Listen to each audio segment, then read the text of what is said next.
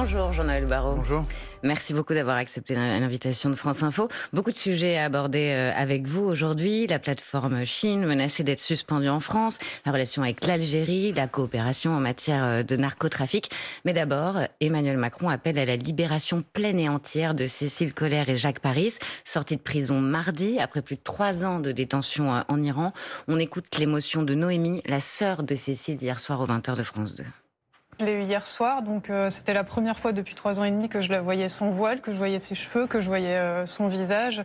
Elle a été très éprouvée par cette détention, mais elle était soulagée, heureuse de pouvoir être à l'ambassade avec Jacques et de pouvoir nous contacter sans contrainte.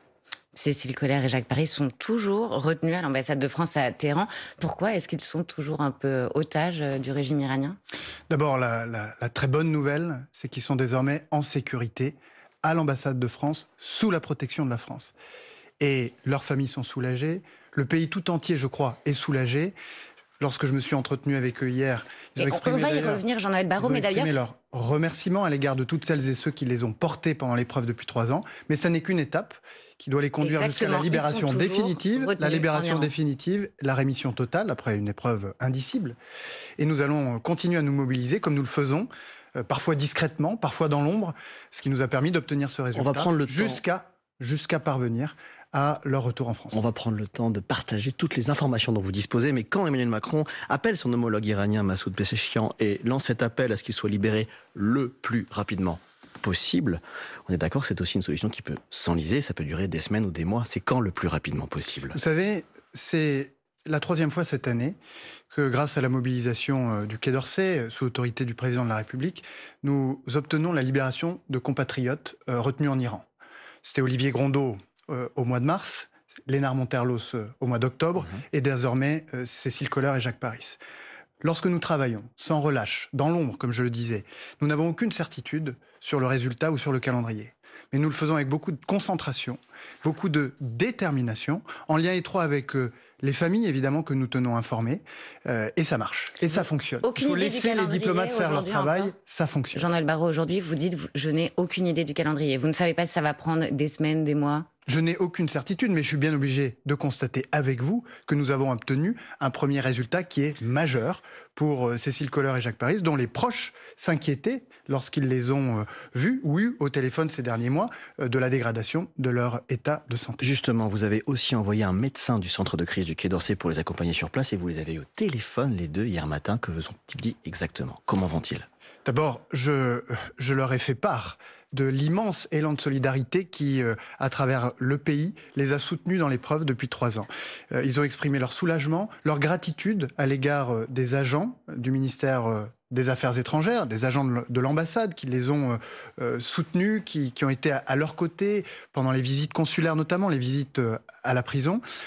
Gratitude à l'égard des services de l'État, gratitude aussi à l'égard de tous les comités de soutien qui, sur le territoire national, se sont exprimés pendant 3 ans et demi, des parlementaires aussi. J'ai évidemment dépêché sur place une équipe de renfort, puisque, chacun le sait, le calvaire de ceux qui reviennent de la captivité ne s'arrête pas au jour de leur libération. Il est très difficile ensuite de pouvoir se reconstruire, et ça suppose d'avoir tout le soutien nécessaire.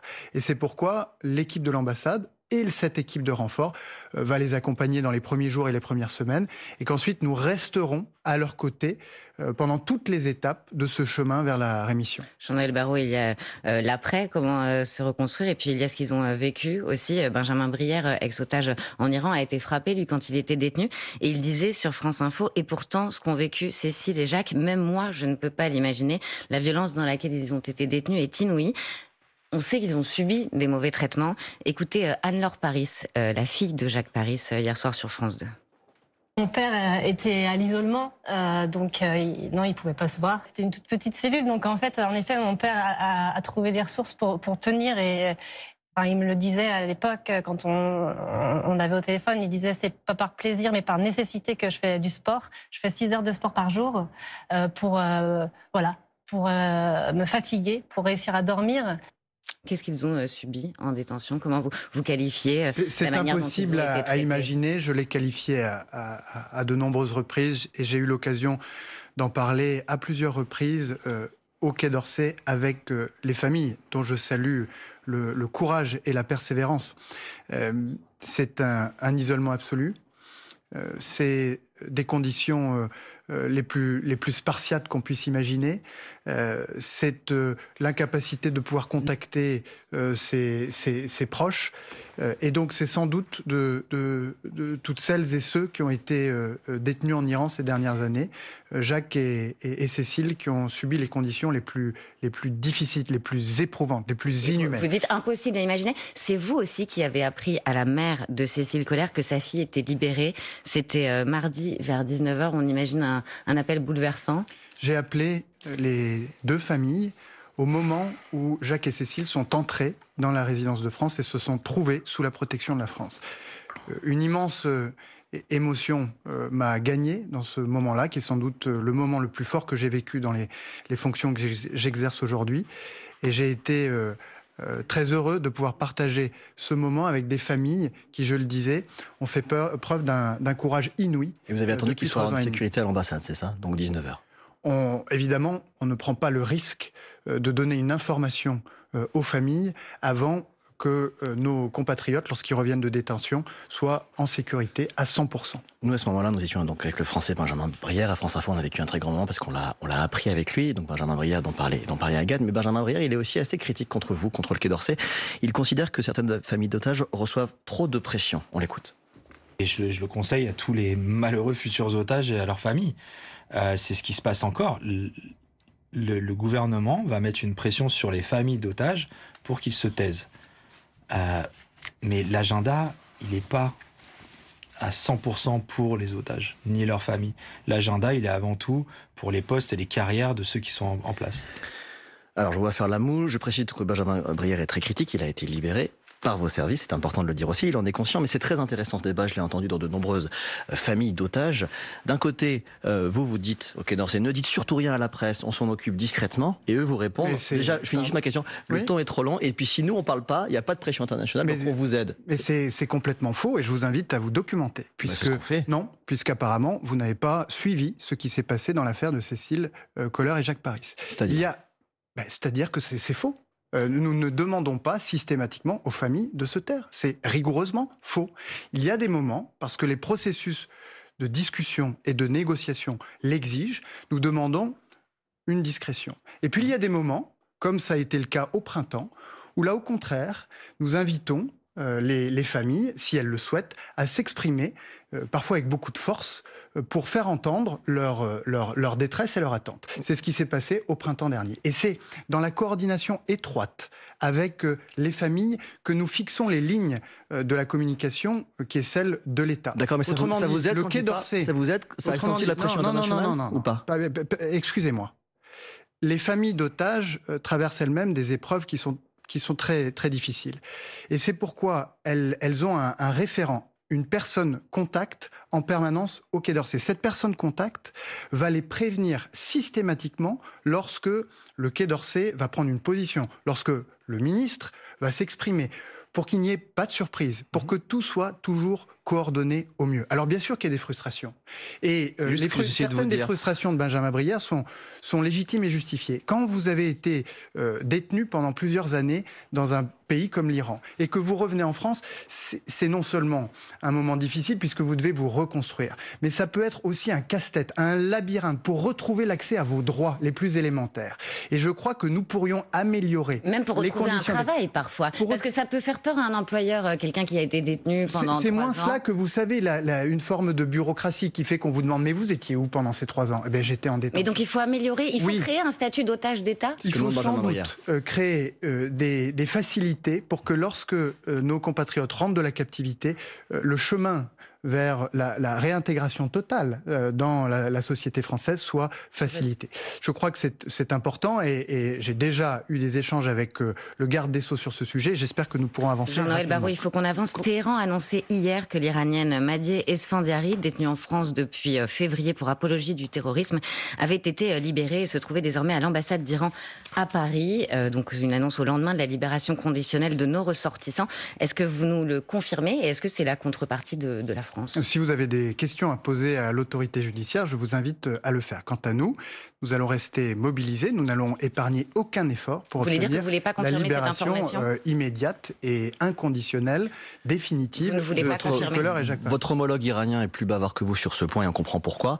Le procès de cette femme sera en janvier. Ça veut dire que ça peut être très très très très long pour nos 2 otages d'État bloqués à l'ambassade. C'est une possibilité. Je vous l'ai dit, malheureusement, je dirais la misère, mais aussi la grandeur du métier de diplomate, c'est que nous travaillons souvent dans l'ombre, sans certitude de succès, sans certitude sur le calendrier, mais avec à cœur d'obtenir le résultat. Et le résultat, c'est la protection et la sécurité de nos compatriotes. Et donc vous ne voulez pas nous confirmer aujourd'hui que cette femme est actuellement à l'ambassade iranienne en France? Mais je vous invite à interroger la justice française qui est chargée de ce dossier. Que dites-vous aux Français qui voudraient se rendre en Iran pour du tourisme aujourd'hui? Surtout n'y allez surtout pas? Je leur dis, en général, que dans le monde qui se brutalise, ils sont invités à consulter les informations mises à leur disposition par le ministère des Affaires étrangères, par le Quai d'Orsay, et la rubrique Conseil aux voyageurs du site diplomatie.gouv.fr qui indique très clairement les zones du monde dans lesquelles ils peuvent se mettre en danger s'ils s'y rendent. Et donc l'Iran, non? L'Iran fait partie des zones qui sont formellement déconseillées à nos compatriotes. Est-ce que c'est irresponsable de se rendre en Iran aujourd'hui pour faire du tourisme? Je crois que lorsque l'on voyage, il faut tenir compte de sa propre sécurité, de la sécurité de nos compatriotes. Et donc j'invite chacun à suivre les recommandations du site Conseil aux voyageurs, qui est consulté par plusieurs dizaines de millions de Français chaque année. Donc ça doit être pas si difficile à trouver en ligne. Allez-y avant de partir. Est-ce que vos services ont un chiffre approximatif de nombre de Français qui sont actuellement en Iran? Est-ce que vous êtes inquiet pour eux? Nous en avons, puisque vous vous souvenez que au mois de juin, une guerre a opposé Israël à l'Iran et qu'à ce moment-là, nous avons veillé à la sécurité de nos compatriotes sur place et à créer les conditions de leur sortie du territoire iranien. Je n'ai pas de chiffres consolidés, mais c'est de l'ordre d'1 millier de Français ou de personnes de nationalité, disposant de la nationalité française qui, à l'époque, étaient en Iran. Ce que j'évoquais à l'instant, c'est évidemment le site Conseil aux voyageurs n'est pas là pour prescrire à des personnes, à des compatriotes qui ont leur vie en Iran de quitter.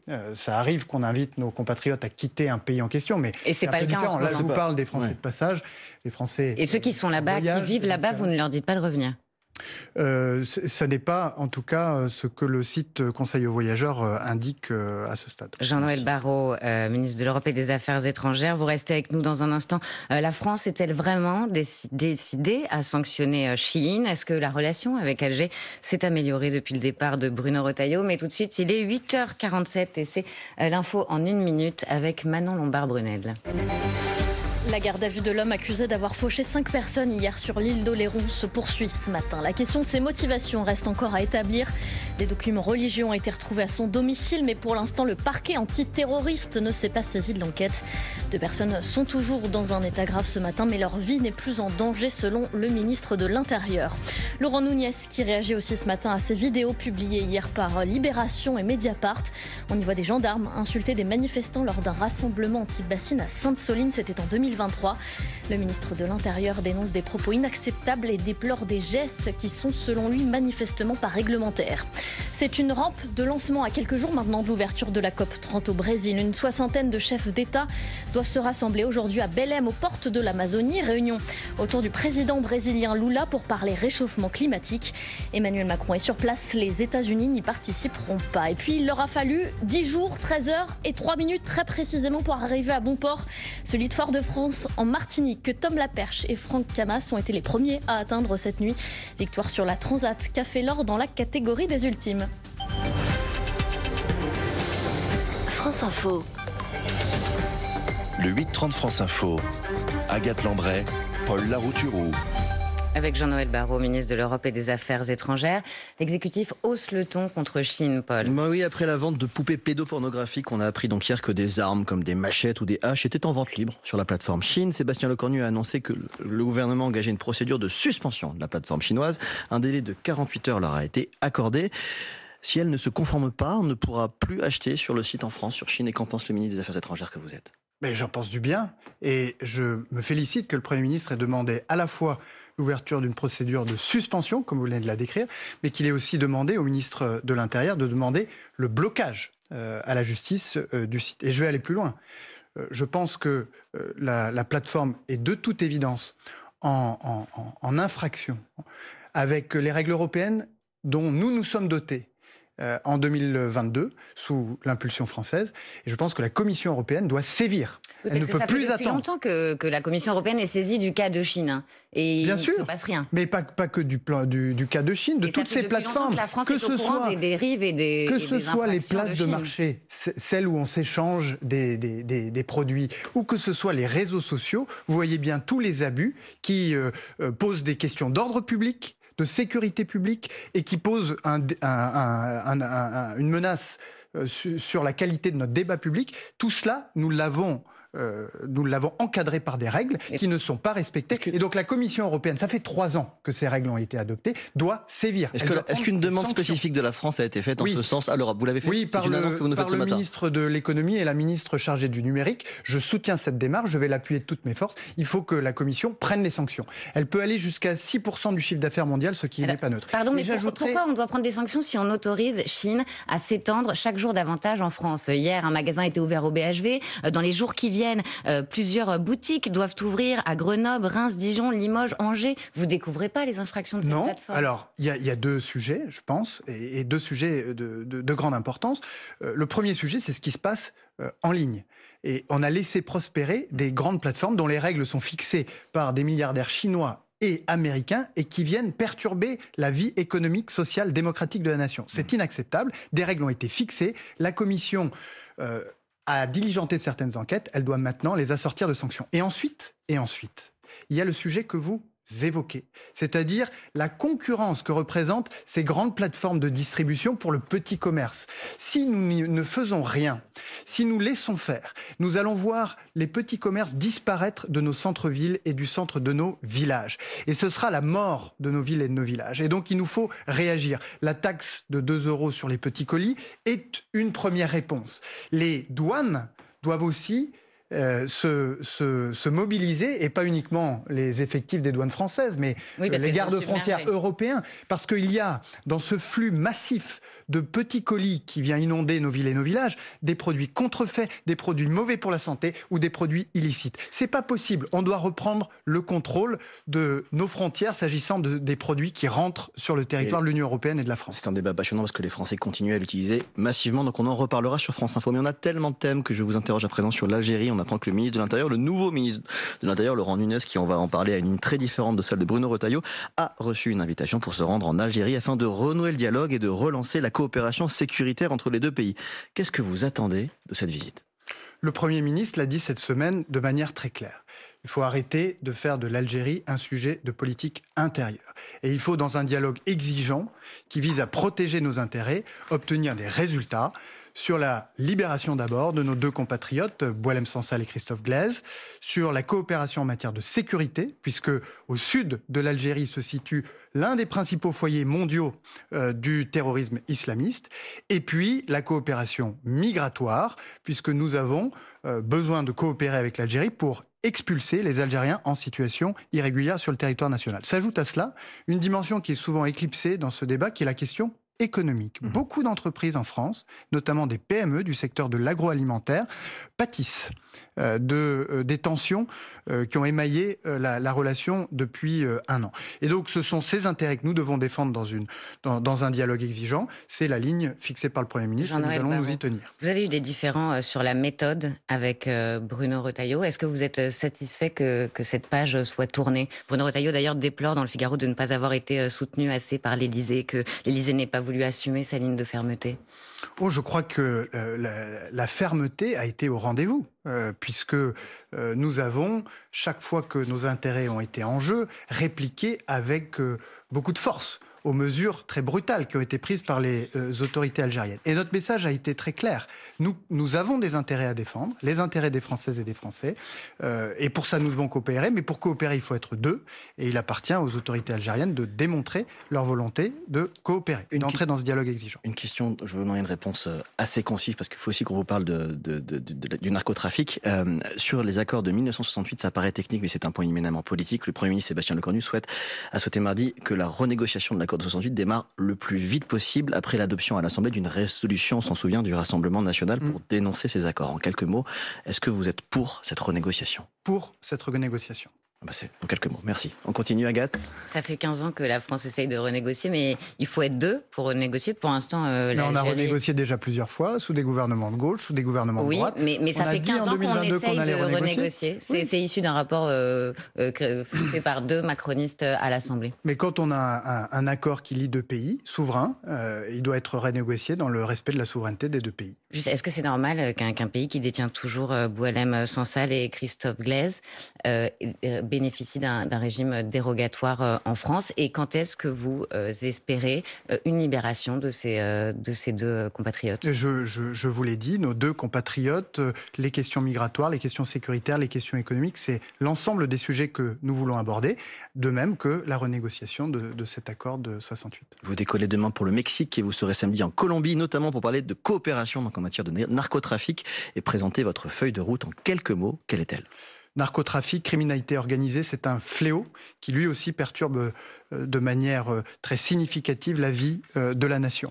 Et donc je veux aller traiter le mal à la racine en faisant monter le Quai d'Orsay en première ligne. J'irai au Mexique où je retrouverai le président de la République, puis en Colombie pour signer de nouveaux accords de coopération avec les pays qui sur place bénéficient de notre coopération, de notre soutien en matière de douane, en matière de lutte contre les criminels. Je renforcerai nos effectifs sur place, je réorienterai des financements, notamment des crédits de l'aide publique au développement pour soutenir les efforts des pays sur place. Et je proposerai dans quelques jours, d'une part, la création à venir d'une école pour la lutte contre la criminalité organisée dans la région, comme nous en avons d'autres, animées par le Quai d'Orsay dans d'autres régions du monde. Et je présenterai dans quelques jours également un régime de sanctions européen dans la lutte contre les criminels du narcotrafic, de la traite des êtres humains, etc. Jean-Noël Barrot, autre sujet, on a reçu le témoignage ce matin de cette femme, Chana. Elle revient de l'enfer de Daesh, emmenée de force en Syrie en 2014. Elle est aujourd'hui considérée comme une victime par la justice française après son rapatriement. Écoutez, elle demande la nationalité. J'ai fait l'objet d'un arrêté d'expulsion en 2024, et on a réussi à la faire annuler, et pour l'instant j'attends toujours une régularisation. Mais dans un pays où elle n'est jamais allée, l'Algérie. Voilà. Allez-vous lui accorder la nationalité française ? C'est pas le ministère des Affaires étrangères qui traite de ce type de questions. Non, mais le rapatriement. Ce que je peux dire, exactement. Ce que je peux dire, c'est que nous avons, dans des conditions très difficiles, rapatrié les femmes et les enfants qui détenus dans les camps des prisonniers du nord-est syrien, parce que appartenant à des familles de combattants de Daesh, étaient en quelque sorte otages de décisions qui avaient été prises en leur nom. C'est l'honneur de la France de l'avoir fait, et je veux remercier ici tous les services de l'État, au premier rang desquels les missions du Quai d'Orsay qui se sont rendues sur place pour organiser ces rapatriements, mais ensuite tous les services de l'État qui se sont mobilisés pour que le retour de ces mères et de ces enfants issus de familles de combattants terroristes puisse être pris en charge dans des conditions qui assurent la sécurité des Françaises et des Français. 8h58 sur France Info, l'heure de la question qui. Aujourd'hui, la question qui, Mamdani, toute la gauche des Insoumis, à Marine Tondelier en passant par François Ruffin et Clémentine Autain, toute la gauche tente de surfer sur le succès du nouveau maire.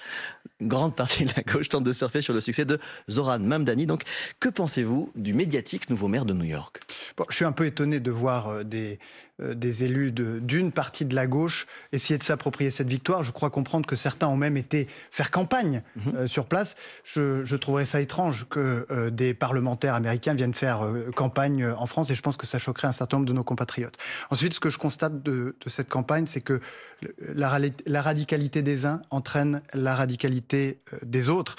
Et ce que je constate également, c'est que les invectives ne payent pas, puisque le nouveau maire de New York a fait l'objet d'une campagne massive d'invectives et d'insultes par ses adversaires qui ne leur ont pas réussi. D'un mot, Jean-Luc Mélenchon déplore la différence de traitement de la gauche radicale, perçue comme une antidote à Trump aux États-Unis, mais comme un péril populiste à Paris. Qu'est-ce que vous lui répondez ? J'attends de voir si c'est réellement un antidote à Trump, puisque je vous invite à consulter les scores de cette élection, qui était particulière, il est vrai, mais le nouveau maire, auquel je souhaite pleine réussite dans l'exercice de ses fonctions, a obtenu un score qui, somme toute, est en retrait par rapport au score traditionnel des démocrates. Merci Jean-Noël Barrot d'avoir répondu aux questions de France Info.